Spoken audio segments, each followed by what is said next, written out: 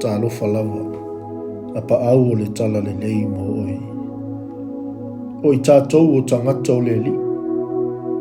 Na ia whaatauina i tātou ma le nofupolonga i le angasala ma le oti. O tātou tu inatu ma le loto malie o tātou ola i ona a au.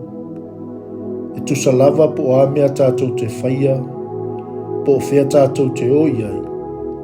O lona alofa tu noa e whaatasi mai tātou. Wa ia folfola mai na te le tua lava i tātou. Wa ia wha mauti noa mai e leise mea e mawhai o na wha te eseina i tātou mai lona alofa.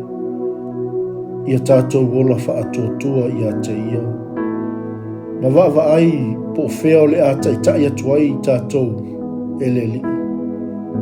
Ia tātou whea ngai ma whainga tā e o lava i le oti.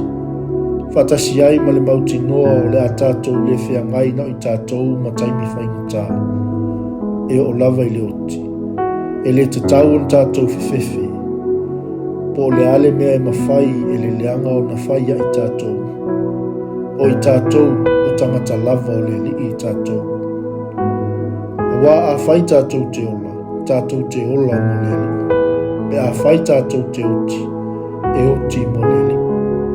O le nei, pe ola, pe oti tātou, o tangata lava o le li i tātou. Lo mātou te mā ui le lani.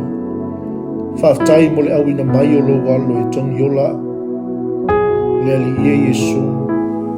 Whaftai mo lo fio mai le lalolanga. E to tongi le tau o la uang sala. Ma awina mai le ngampa ia a vea mo ua fio anga i to tonu ia te au. O te tu watu lo uola, ma wha au ngā mo lo fina ngalo. O te malosi ia le to ilalo lo wha atua i le whea ngai ai ma lo i tau sili o na leanga o le olanga. O te talo, pe o te ola, pe o te oti.